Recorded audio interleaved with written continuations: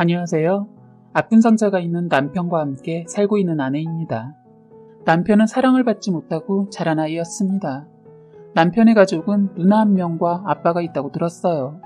어머니가 왜 계시지 않은 건지 물어보지는 않았지만 시간이 지나니 자기가 먼저 저에게 말해주더라고요. 남편의 부모님 이야기를 시작하기 위해서 남편의 부모님을 어머님과 아버님이라고 호칭할게요. 남편의 어머님과 아버님은 절절하신 사랑을 하셨다고 합니다.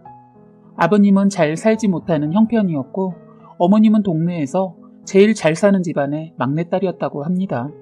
그런데 같은 동네에서 살던 둘은 오다 가다 마주치면서 서로에 대한 호감이 쌓이게 되었고 결국에는 사귀게 된 것이죠. 그러다가 어머님이 남편의 누나를 임신하게 되어 양가 허락을 받으러 갔는데 잘 살던 집안의 막내딸이다 보니 반대가 장난이 아니었다고 합니다. 아버님은 자기가 책임을 지겠다고 하면서 무릎을 꿇고 사흘밤 낮으로 친정집 앞에서 기다렸다고 하네요. 그런 모습을 보고 온 친정집은 우선 아이도 가졌으니 어쩔 수 없이 받아준다고 하며 결국에는 허락을 받아내게 되었다고 합니다. 첫째 아이가 태어나고 외갓집과 친가에서 성대하게 잔치를 벌이며 누나의 탄생을 축복해 주었다고 해요. 그리고 어머님을 극진히 사랑했던 아버님은 아이가 태어났음에도 불구하고 어머님을 더 챙기며 동네에서 알아줄 정도의 애처가였다고 합니다. 그러던 중 어머님은 아이를 임신하게 되었고 아이가 태어날 날만 기다리며 행복한 삶을 보내셨다고 하더라고요. 그런데 출산 당일 어머님은 과다출혈로 돌아가시게 되었고 아이는 무사하게 태어나게 되었다고 합니다. 그 아이가 바로 저희 남편이고 어머님을 너무나 사랑했던 아버님은 남편을 한 번도 따뜻한 눈길로 바라봐 준 적이 없다고 해요. 그리고 외할머니와 외할아버지도 자신들의 귀한 막내딸을 주게 만들었다며 명절마다 외갓집에 갈 때면 매번 구석에서 혼자 없는 것처럼 지냈다고 하더군요. 남편의 생일날은 어머님의 기일날이기 때문에 남편은 가족들에게 생일 축하를 단 한 번도 받아보지 못한 채 커왔다고 합니다. 학교를 다닐 때 친구들이 자신의 생일을 축하해 주겠다며 처음 듣는 생일 축하 노래를 듣고는 펑펑 울었다고 합니다. 이 말을 듣고 제 가슴이 찢어지게 아프더군요. 한마디로 저희 남편 자라면서 자신의 가족들에게 생일도 한번 축하받지 못하고 평생 눈칫밥만 먹고 살았대요. 그나마 친할머니가 살아계실 때에는 아버님이 일을 나가셨을 때 할머니가 몰래 남편에게 용돈도 지어주고 간식도 주셨다고 합니다. 하나뿐인 누나는 아버님이랑 성격이 판박이라서 동생을 챙겨주기는커녕 더 갈구고 할머니가 몰래 용돈을 주는 거라도 목격한 날이면 아버님한테 쪼르르 달려가 일러바쳤다고 하더군요. 이런 누나와는 학창시절 때부터 사이가 좋지 않았기 때문에 성인이 되고 난 후에도 단 한 번도 연락하지 않았다고 합니다. 남편은 가족들 중 그나마 믿고 의지한 사람이 친할머니 뿐이었는데 고등학교 2학년 때 할머니가 돌아가시게 되었다고 해요. 원래 어른분들은 자신이 죽을 때가 오면 자신이 직감을 하곤 며칠 전부터 준비를 하신다고 하잖아요. 할머니가 돌아가시기 이틀 전 갑자기 남편을 할머니 방으로 몰래 부르면서 들어오라고 했다고 합니다. 갑자기 남편에게 할머님이 여태까지 많이 챙겨주지 못해서 미안하다며 내 예비가 많이 원망스럽겠지만 너의 길을 꿋꿋하게 걸어가라고 얘기해 주셨다고 합니다. 그러시면서 주머니에 있던 종짓돈을 꺼내며 남편의 손에 꼭 쥐어주면서 성인이 되고 나면 이 집에서 나가 살면서 하고 싶은 일도 하고 좋은 여자도 만나라고 해주셨다고 해요. 그런 얘기를 들으며 남편은 왜 그런 얘기를 하냐고 하면서 이 돈은 할머니가 쓰시라고 말하며 계속 거절했는데 할머님이 화를 내셔서 결국에는 그 돈을 받아갔다고 합니다. 그러다가 이틀 뒤 학교에서 수업을 하던 도중 선생님이 불러서 교무실로 가봤는데 할머니가 돌아가셨다는 소식을 들었다고 해요. 심장마비로 돌아가신 할머님은 편안해 보이시는 모습이었다고 했지만 할머님이 숨이 붙어 계시는 마지막 순간에 함께 있지 못한 게 한이라고 하더라고요. 집 안에서 그나마 의지하던 할머니가 돌아가시고 나니 외로움은 더 심해지게 되었고 결국 극단적인 생각까지 했다가 할머님의 마지막 말씀이 생각나서 힘을 내고 성인이 될 때까지 열심히 살았다고 합니다. 성인이 되기 며칠 전 아버님은 남편을 불러놓고는 이렇게 말씀하셨다고 합니다. 난 널 성인이 될 때까지 키워야 하는 의무를 끝냈고 이젠 넌 내 알바가 아니니 나가서 살아라. 찾아오지도 말고. 결국 반강제로 쫓겨나게 된 남편은 성인이 되자마자 할머니가 준 돈으로 서울로 상경을 하게 되었다고 합니다. 이를 몰고 악착같이 일한 남편은 결국 서울에서도 알아주는 회사에 높은 직급을 가질 수 있게 되었다고 하네요. 그리고 3년 뒤 저와 만나게 된 것이었죠.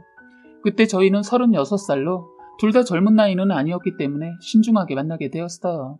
원래 남편은 자신이 사랑을 받지 못하고 커서 좋은 남편, 좋은 부모가 될 수 없을 것 같아 결혼을 하지 않으려고 했다고 합니다. 그러다가 저를 만나고 결혼을 해도 될 것 같은 여자라는 생각이 들게 되었고, 그래서 결혼을 전제로 저와 만남을 시작하게 되었다고 해요. 나이도 나이인지라 결혼을 전제로 만나고 있던 저희의 입에서 결혼 이야기가 나오게 되었고, 프로포즈까지 받고 난 후 저는 이야기를 모두 듣게 되었습니다.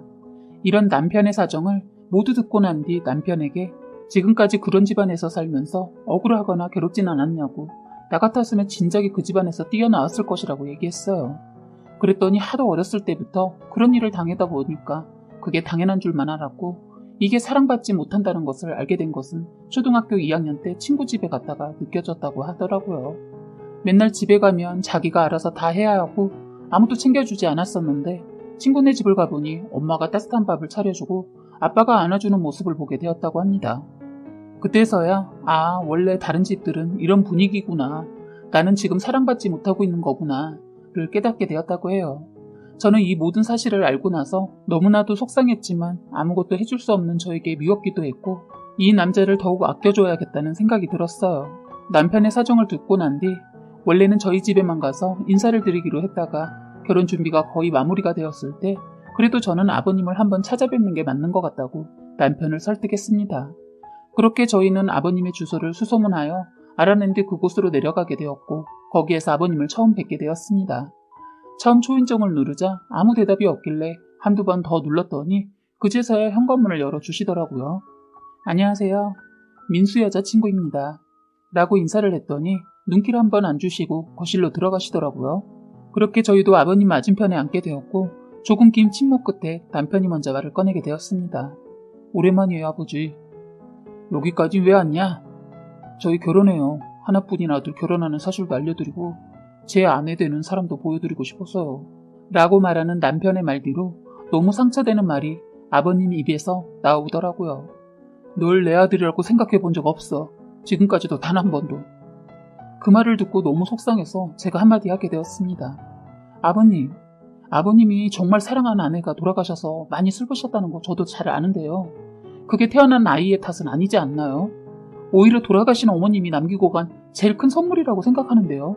자신의 생명까지 포기하시면서 두고 간 선물을 거의 40년간 속을 썩고 문드러지게 만드신 아버님이 참 이해가 가지 않네요. 아버님은 제 말을 듣고는 아무 말도 하지 않으시면서 담배를 꺼내 조용히 한 개비를 피우시더라고요. 그러다가 한 말씀 하시더군요. 사랑하는 사람을 잃어본 적이 없는 것 같은데 그게 얼마나 큰 상처이고 아픈 일인 것인지 아냐? 그리고 성인이 된 후에 오지 말라고 했던 것 같은데 난 너가 결혼을 하든 아이를 낳든 관심 없다. 아버님이 아들이라고 생각해 본 적 없는 이 남자요. 제가 데리고 잘 살겠습니다. 여기 청첩장이고 알고 계시라고요. 안녕히 계세요. 라고 말한 뒤 저는 남편의 손을 잡고 그 집에서 나왔습니다. 남편은 예상했던 반응이었었겠지만 아버님에게 직접 듣게 된 말에 저의 품에 안겨서 펑펑 울더라고요. 그리고 남편은 그날 이후로 가족에 대한 감정은 모두 접어버린 것 같았습니다. 결혼식 당일 남편의 부모님 자리에는 아무도 계시지 않았지만 저희는 행복한 결혼식을 끝마치게 되었어요. 그런데 저희 결혼식에 아버님이 잠시 왔다 갔다고 하셨다고 들었습니다.